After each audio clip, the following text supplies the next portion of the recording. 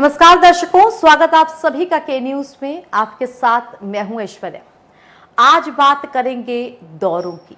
जी हां, पड़ोसी राज्य पश्चिम बंगाल के विधानसभा चुनाव खत्म होने के बाद और उत्तर प्रदेश में पंचायत चुनाव खत्म होने के बाद सीएम योगी आदित्यनाथ अब उत्तर प्रदेश में विभिन्न जनपदों और जिलों के दौरे पर हैं। यूं तो योगी पहले भी कई बार उत्तर प्रदेश में अलग अलग जिलों के दौरों पर रह चुके हैं। उनके लिए कहा जाता है कि वो पहले ऐसे मुख्यमंत्री हैं जिन्होंने सभी 75 जिलों के दौरे किए हुए हैं।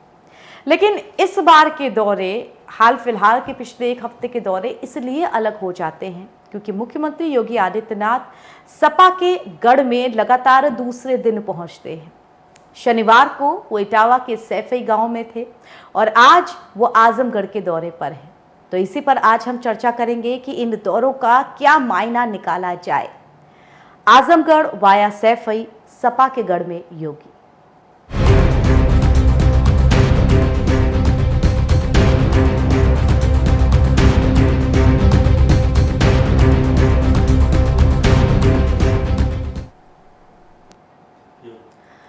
पंचायत चुनाव के पूर्व जिस प्रकार की स्थितियां बनी हैं निवर्तमान सरकार के लिए, और साथ ही साथ कोरोना लहर जो कि दूसरी बार आई थी वो अब उतरान पे है, तो उसके बाद जो स्थितियां बनी हैं उन्हें लेकर के दिल्ली में बैठकों का और उत्तर प्रदेश में दौरों का सिलसिला चल पड़ा है।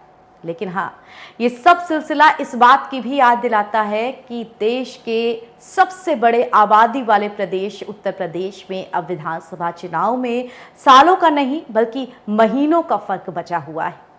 अगले साल फरवरी के शुरुआत तक विधानसभा चुनाव के बुहाने पे हम सब खड़े होंगे। ऐसे में क्या निवर्तमान सरकार अब तैयारियां शुरू कर चुकी है विधानसभा चुनाव की।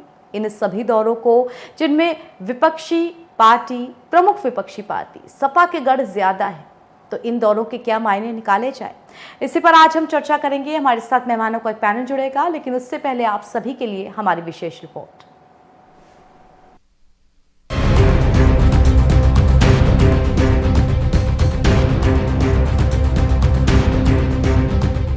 कोरोना काल में दूसरी लहर के बीच सीएम योगी के तूफानी दौरे जारी हैं। पिछले 2 हफ्तों में सीएम कई मंडल और जिलों में जाकर वहां की स्वास्थ्य व्यवस्थाओं का जायजा ले चुके हैं। इसी कड़ी में आज वो गोंडा, आजमगढ़ और वाराणसी के दौरे पर हैं। वहीं सीएम योगी शनिवार को इटावा जिले के सैफई गांव पहुंचे थे। इस दौरान उन्होंने पत्रकारों को संबोधित भी किया। गौरतलब है कि सैफई पूर्व सीएम और सपा संरक्षक मुलायम सिंह यादव का गाँव भी है। आज मुख्यमंत्री योगी आदित्यनाथ का आजमगढ़ दौरा है। आजमगढ़ भी सपा का गढ़ रहा है। 2014 के आम चुनाव में आजमगढ़ लोकसभा सीट पर सपा संरक्षक मुलायम सिंह यादव ने जीत दर्ज की थी, तो 2019 में अखिलेश यादव यहां से जीते। जिस तरह से सपा ही उत्तर प्रदेश में प्रमुख विपक्षी पार्टी है, ऐसे में आजमगढ़ वाया सैफई का सीएम योगी का दौरा इस बात की ओर इशारा करता है कि अगले साल यानी 2022 में होने वाले उत्तर प्रदेश विधानसभा चुनाव के लिए अब तैयारियां शुरू हो चुकी हैं। स्पेशल डेस्क के न्यूज।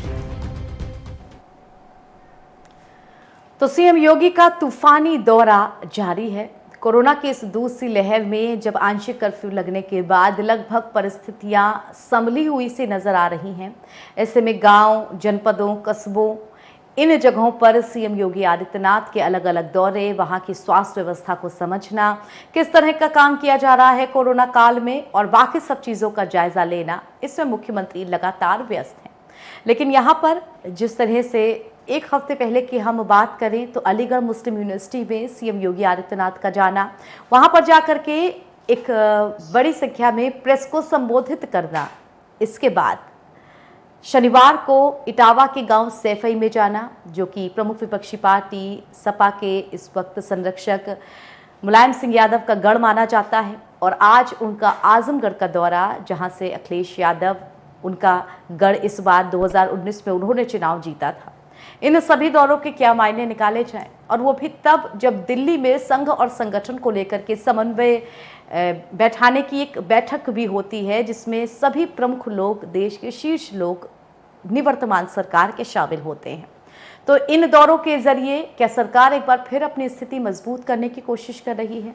इन दौरों के जरिए क्या कोविड के दूसरे काल में जिस तरह से सरकार की इमेज पे अलग अलग डेंट लगे हैं उन्हें भी सुधारने की कोशिश की जा रही है? और क्या इन दौरों के जरिए इस बार के पंचायत चुनाव में जिस तरह के परिणाम सामने आए हैं उनके बाद की स्थितियों को भी संभालने की कोशिश की जा रही है? इसी पर हम चर्चा करेंगे। और आइए बिना देर किए जो मेहमान हमारे साथ जुड़ गए हैं उनका परिचय आपसे करा देते हैं। हमारे साथ सपा की तरफ से मनोज यादव जी जुड़े हुए हैं। मनोज जी, बहुत बहुत स्वागत है आपका। हमारे साथ हमारे संवाददाता अभिषेक सिंह जुड़ेंगे और साथ ही साथ बीजेपी की तरफ से हमारे साथ विजय खेरा जी जुड़ेंगे। मनोज जी, शुरुआत आपके साथ ही कर लेते हैं।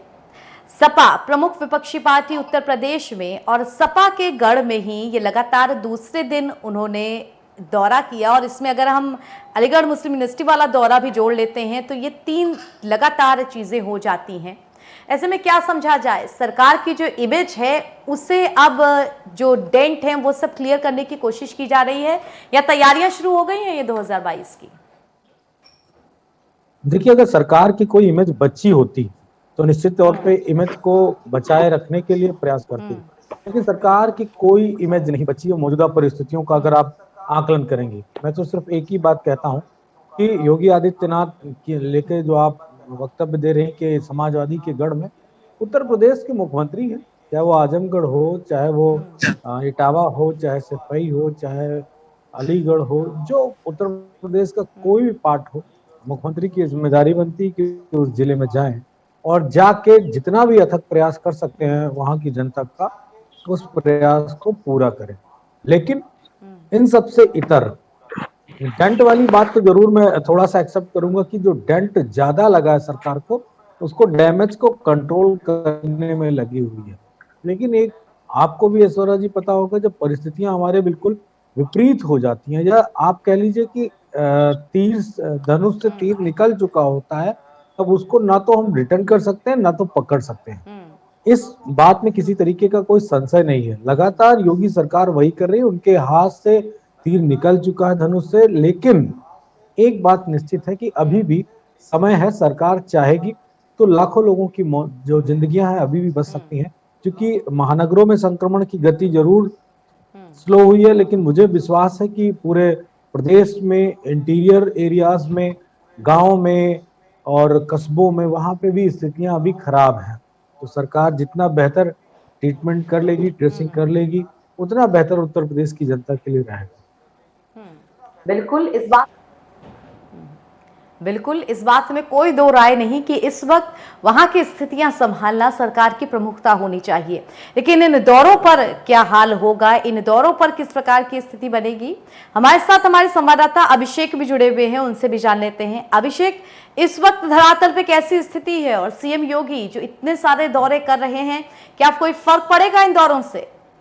कि खुद मुख्यमंत्री कोविड से जूझ रहे थे और उसी दौरान लगातार ताबड़तोड़ दौरों की हमने बौछार देखी। वो खुद निरीक्षण करने जा रहे हैं कई जगह और पॉलिटिकल एजेंडे की बात अगर दरकिनार करके देखा जाए तो मुख्यमंत्री की अपनी जिम्मेदारियां होती हैं पूरे प्रदेश को लेकर के और दौरों को लेकर के कहा जाए कि वो खुद इस बात से कई लोग यकीन कर रहे हैं कि कई जिलों में, कई जगह पर, कई जनपदों में जहां वो गए वहां व्यवस्था इसलिए सुधरी कि मुख्यमंत्री पहुंच रहे हैं।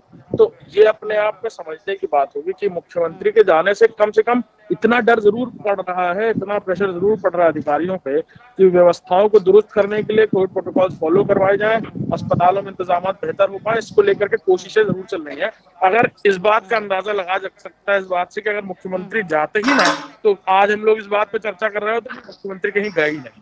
तो निश्चित तौर पर अगर पॉलिटिकल एजेंडा दरकिनार इस कठिनाई और परेशानी के दौर में अगर इस बात की जाए तो निश्चित तौर पर उसको सकारात्मक तौर पे मैं देखता हूँ।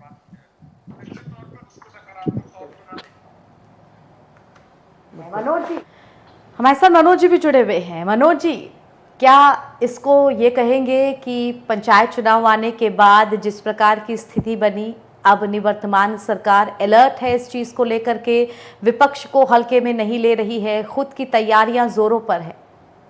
अभाव मुझको महसूस हुआ और वो अभाव इस बात का था कि उत्तर प्रदेश में तमाम सारे आरोप प्रत्यारोप की राजनीति हमेशा चलती रहती है, लेकिन जिस तरीके से मुख्यमंत्री जी के पॉजिटिव होने के बाद उत्तर प्रदेश बिल्कुल जैसे कहते नहीं कि बागडोर के विहीन हो गया। कोई दूसरे नेता बीजेपी का कोई ऐसा है ही नहीं जिसके हाथ में बागडोर दे के उन परिस्थितियों में लड़ाई लड़ी जा सकती थी।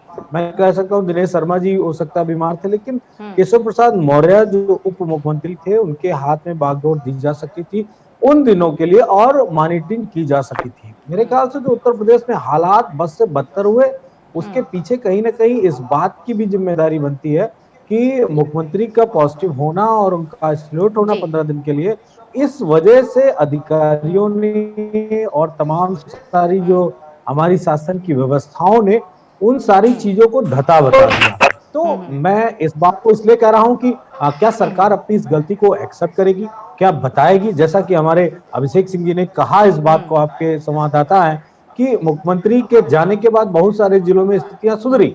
तो इस तरह के दौरे तो उप मुख्यमंत्री भी कर सकते थे, कैबिनेट मिनिस्टर्स भी कर सकते थे, लेकिन ठीक है, उस लिहाज में आपको लगता है कि सपा भी काम कर रही है, उसे भी तो अपनी इमेज बनानी है। चुनाव में ज्यादा वक्त नहीं और चुनाव तक आते आते पूरी तरह से परिस्थितियां, माहौल सब बदल जाते हैं।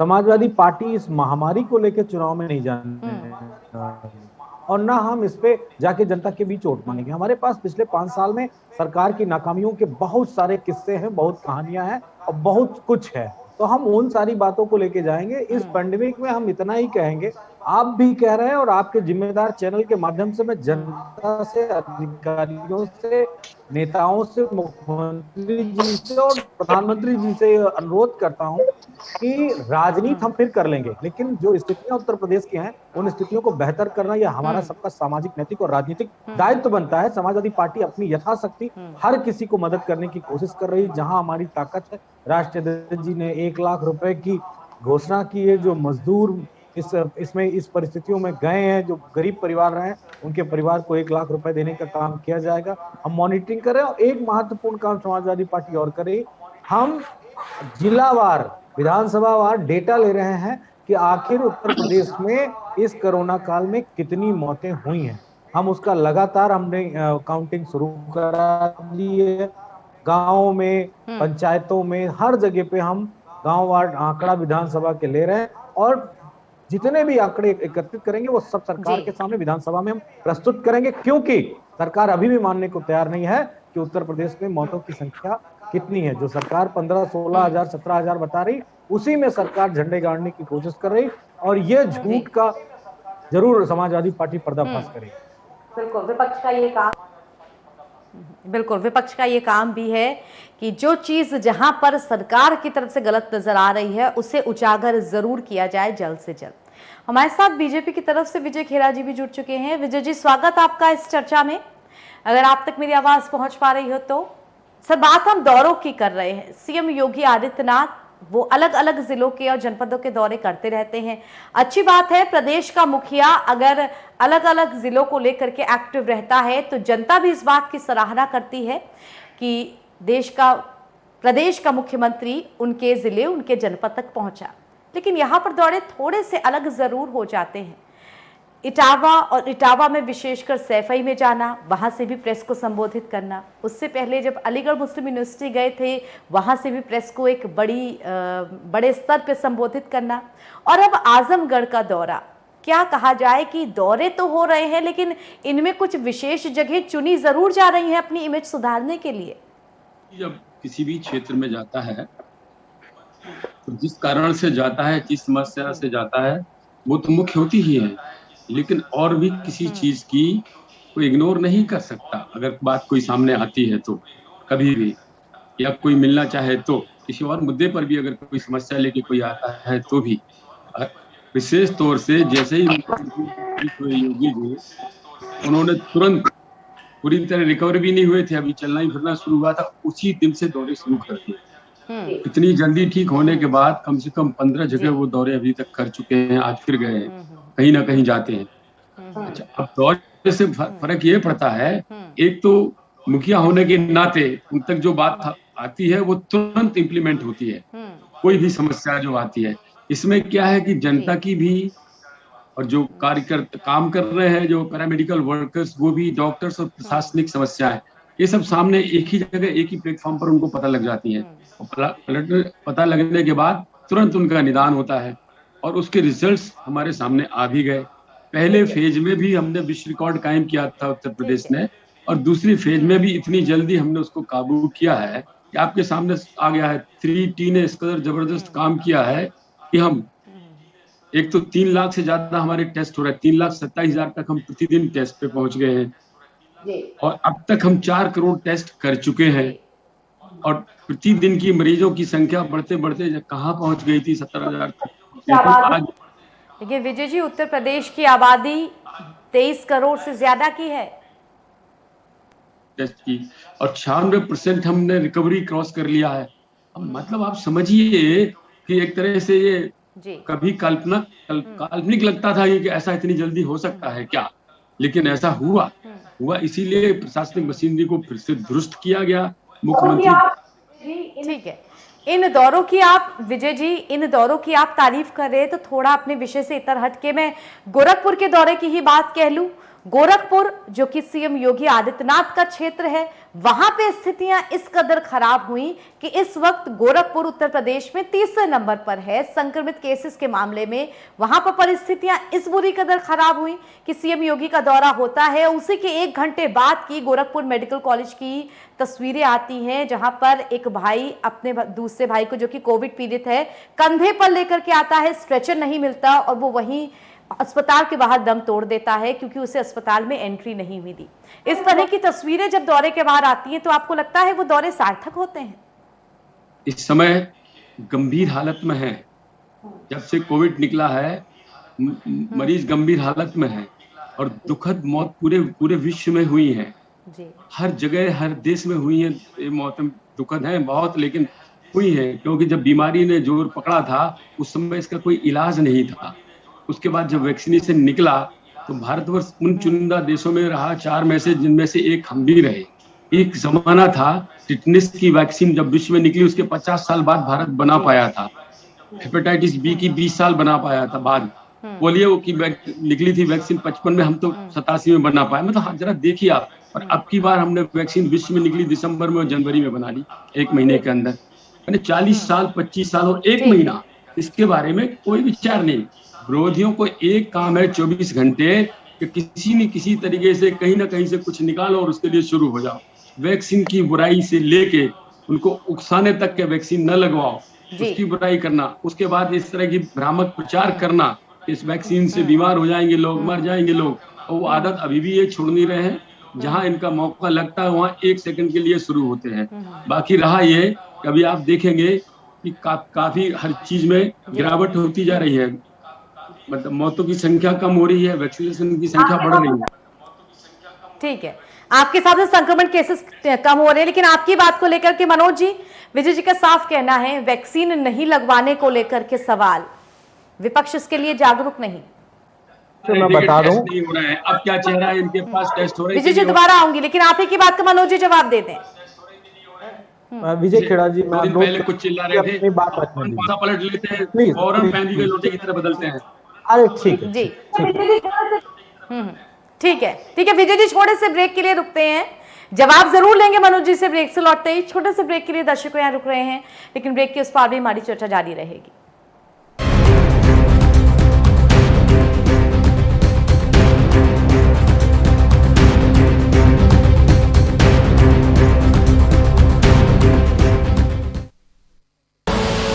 आप देख रहे हैं के न्यूज, खबरों का सारथी। खुदी को आजमाया है तो ये अंदाज आया है, खुदी को आजमाया है तो ये अंदाज आया है। तुम में भी मैं हूं, शुद्ध प्लस पान मसाला।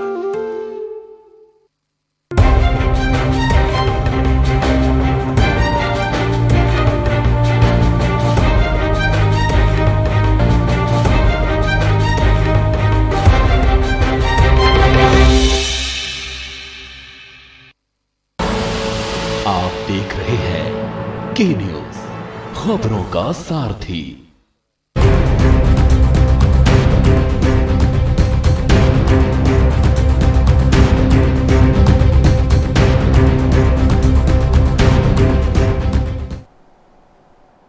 ब्रेक के बाद स्वागत आप सभी का। चर्चा कर रहे हैं हम योगी के दौरों की। मुख्यमंत्री जिस तरह से आजमगढ़ वाया सैफई सपा के गढ़ में नजर आए पिछले 2 दिनों में, शनिवार को भी और सोमवार को भी। मनोज जी हमारे साथ जुड़े हुए हैं। ब्रेक पर जाने से पहले मनोज जी, आप ही से मैं सवाल ले रही थी। विजय जी ने इस बात को लेकर के कहा कि वैक्सीन को लेकर के एक विपक्ष की तरफ से ज्यादा मुखर होकर के जनता को नहीं समझाया गया, हतोत्साहित ज्यादा किया गया। ऐसे पैंडेमिक के वक्त में जब वैक्सीन हमारे लिए बड़ा हथियार है, विपक्ष का क्या कहना है इस पर?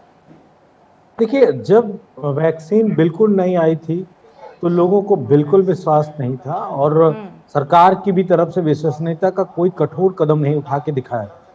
मैं कह रहा हूं, मैं अभी मेरे ख्याल से 2 से 3 दिन पहले प्रतिष्ठित न्यूज चैनल आज तक पे मैं देख रहा हूँ, मैं नाम लेके कह रहा हूँ जिसमें इनको ये ना लगे कि समाजवादी पार्टी के लोग झूठ बोल रहे हैं, वो आज तक के आर्काइव पे जाके देख सकते हैं। कोवैक्सीन और कोविशील्ड की तुलनात्मक अध्ययन कर रहे थे, बड़े चैनल हैं। तुलनात्मक अध्ययन में ये पाया गया कि कोविशील्ड जो है वो कम कारगर है वनस्पति कोवैक्सीन के। तो ये तुलनात्मक अध्ययन क्या आप आज तक पे जाके FIR कराएंगे? आज तक को ये बात बताएंगे? या जो अभी भी आप ये नहीं कह सकते कि जो टीके बन रहे हैं, जो वैक्सीन बन रही हैं, वो पूरी तरीके से कारगर है। वैज्ञानिक दृष्टिकोण से भी 73 to 74% ही वो कारगर है अभी तक।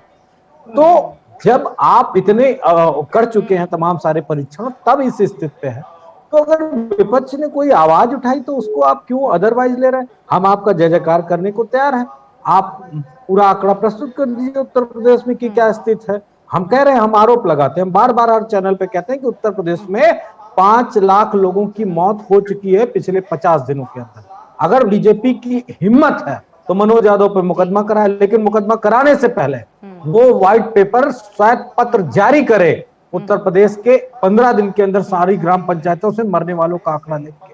कौन इस पैनल में इतने लोग बैठे, बता दो किसी कोई ऐसा गांव हो जहां हमारा गांव हो, उसके अगल बगल में, मान लेता हूं एक आध गांव में मिट्टियां नहीं हुई, कोई बात नहीं, वो बहुत खुशी की बात है, जहां नहीं लोग मरे। लेकिन उठा के देखिए, अभी मैं देख रहा था बलिया के एक गांव में, अभिषेक जी पूर्वांचल से आते हैं, बलिया के एक गांव में अभी मीडिया चैनल पहुंचे हैं, वहां पे जब पहुंचे 40 लोगों की मौत हो चुकी है। अब बताइए ना, कौन सा ऐसा जिला, कौन सा ऐसा क्षेत्र है जहां पे लोगों की मौतें नहीं हुई? तो सरकार सर्वप्रथम आंकड़ा प्रस्तुत करे, वैक्सीन की व्यवस्था करे। वैक्सीन पे हमारी जरूर सरकार से सवाल रहे हैं, उनके सवाल जवाब होते रहेंगे। वैज्ञानिक दृष्टिकोण से हम गौमूत्र का अर्क और गोबर से नहा के कोविड इस कोरोना की बीमारी से लड़ने वाली ना तो पार्टी कल थे, ना आज है और न कल होंगे। हम वैज्ञानिकता के आधार पे, वैज्ञानिकों की मेहनत पे हम कोई सवाल नहीं उठाते हैं। लेकिन सरकार अगर राजनीति करेगी, सरकार चीजों का परीक्षण न करते हुए सिर्फ और सिर्फ वाहवाही लूटेगी, तो निश्चित तौर पे विपक्ष का ये काम है सरकार को आईना दिखाना। विपक्ष को इस चीज को लेकर के मुखर होना भी चाहिए। जहां जहां भी कमियां दिख रही हैं उन्हें उजागर जरूर करना चाहिए। विजय जी, आपके पास अपने मुद्दे पर वापस लौटते हुए, जो कि दौरे पर हम चर्चा कर रहे थे, अब जब कोरोना की दूसरी लहर उतरान पे है, पड़ोसी राज्य का जो चुनाव है वो भी संपन्न हो चुका है, वहां से भी फुर्सत मिल गई है, यहाँ पंचायत चुनाव के नतीजे भी आ गए, जो कि इतने आप कहेंगे जितनी की उम्मीद की जा रही थी उतने नहीं आए। तो अब क्या ये इमेज सुधारने की कोशिश की जा रही है कि सब चीजों से अब फुर्सत मिल गई है, आओ अब वापस चले चुनाव के लिए, थोड़ी इमेज जो जिन पे डेंट लग गए हैं उसे क्लीन करें? वैक्सीन का जवाब दे दूं, क्योंकि इन्होंने फिर भ्रामक प्रचार करना है, तो अपनी आदत से बाहर आएंगे नहीं विरोधी दल को। सुनिए, अरे न्यूज चैनल पे लगाओ, मुकदमा लगाओ ना न्यूज चैनल पे। आपने प्रश्न किया तो जवाब सुन लो। ठीक है। मनोज जी सुन लीजिए, पक्ष की बात भी सुन लेनी चाहिए, है ना? आप कोवैक्सीन और कोविशील्ड के ऊपर सवाल उठा रहे हो, वो चैनल उठाए चाहे कोई, मैं नहीं सवाल उठा रहा हूँ, न्यूज चैनल उठा रहे हैं। अब सुनो, अरे चैनल उठाए चाहे कोई उठाए, उससे क्या मतलब है? डॉक्टरों के ऊपर सवाल उठाएंगे आप क्या? सुनिए पहले ध्यान से। अब कोवैक्सीन जो सत्य है वो सत्य है। ध्यान से पहले कोवैक्सीन और कोविशील्ड में मुख्य फर्क बता देता हूं आपको। पहली चीज, कोविशील्ड लंबे समय तक असर करती है, कोविशील्ड की सेकंड डोज जल्दी लगाना पड़ती है। नंबर 2, कोविशील्ड में छोटे छोटे रिएक्शन, बुखार उखार ये वो, या घर जाने का में कोई दर्द वर्द, ये भी कम होता है। कोविशील्ड में मैंने लगवाया कोविशील्ड और गाड़ी लगा के चलाता हुआ उसी वक्त। मेरा बेटा डॉक्टर है, कोविड वार्ड का इंचार्ज है, 4 अस्पताल का, एम्स में था, उस एम्स से ही पढ़ के आया, उसने भी कोविशील्ड ही लगवाया। क्योंकि कोविशील्ड में आपको बुखार कम चढ़ता है लोगों को। दोनों के फायदे हैं, दोनों के अलग अलग फायदे हैं। तो इसमें कोई कोविशील्ड लगवाए चाहे कोई वो लगवाए, दोनों में कोई फर्क नहीं है उससे। अभी स्पुतनिक आ गया, स्पुतनिक का कुछ और होगा, फिर फाइजर आ जाएगा। तो इन सब में चक्कर में मत पड़ो, भ्रांतियां मत फैलाएं आप कृपा करके। ठीक है। और फिर आपके हम और विजय जी, ठीक है विजय जी, दौरे के सवाल है क्या ये इमेज सुधार है? तो मैं ये भी क्लियर कर दूं, इमेज हमारी पहली जी। फेज में भी बहुत अच्छी थी और हमने विश्व रिकॉर्ड कायम किया था। WHO ने हमारी तारीफ की थी, ये आप समझ लीजिएगा। UN ने हमारी प्रशंसा की थी। उत्तर जी। प्रदेश से लोगों को सीखना चाहिए। तो आंकड़े प्रस्तुत कर दो दूसरा उत्तर प्रदेश फेज में ऐसा मौतों था, के, फिर बताओ प्रशस्ति पत्र मिलेगा नहीं मिलेगा। दूसरा फेज ये था, ठीक है। दूसरा फेज जब आया तो दूसरे फेज के अंदर जो कमियां थी, एकाएक संख्या बढ़ी। 3-3 दिन में लोग ज्यादा बीमार जी। सीरियस होने लगे, जबकि पहले 9वें दिन 8वें दिन के बाद होते थे, इसलिए संख्या भी बढ़ी। जी। इन सब बातों के बाद उसको कंट्रोल करना सेकंड फेज में अकेला हिंदुस्तान नहीं है, पूरे विश्व ने मुसीबतें उठाई थी। हमने विश्व रिकॉर्ड कायम किया, सबसे कम समय में सबसे अधिक वैक्सीनेशन लगा के रिकॉर्ड कायम किया वर्ल्ड में इंडिया नंबर 1 कह रहा हूं मैं।